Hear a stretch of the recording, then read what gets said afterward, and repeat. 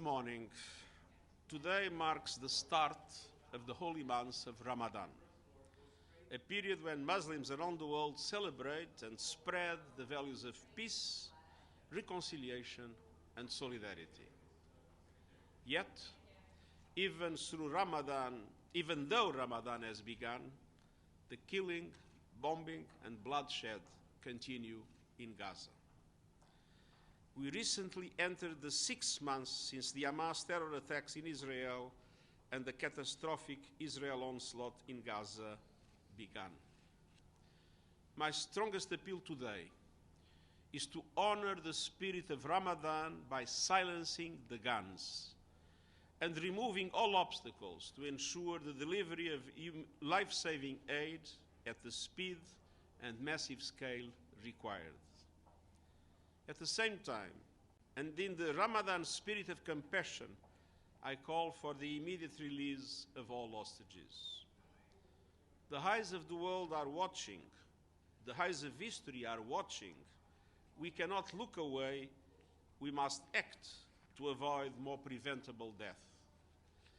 We have witnessed months after months of civilian killing and destruction at a level that is unprecedented in all my years as Secretary General. Meanwhile, life-saving relief for Palestinians in Gaza is coming in trickles, if it comes at all. International humanitarian law lies in tatters, and the threatened Israeli assault on Rafah could plummet the people of Gaza into an even deeper circle of hell. For months, leaders have appealed for an immediate humanitarian ceasefire and the immediate release of all hostages. But the most compelling calls have come from the families of the victims of this war. I've never forget my meetings with them, and they have stood at this very podium and addressed you, united in remarkable courage and unfathomable pain. Israeli hostage families who shared their torment and anguish and pleaded for the immediate release of their loved ones.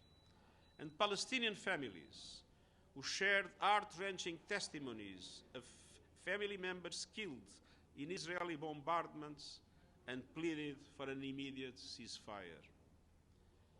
As one of those family members said, and I quote, "We are not here for condolences. We are not here for apologies. We are here for immediate action." Is that too much to ask?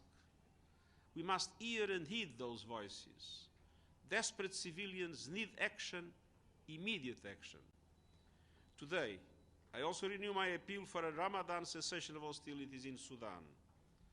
The fighting there must end for the sake of the Sudanese people who face hunger, horrors, and untold hardships.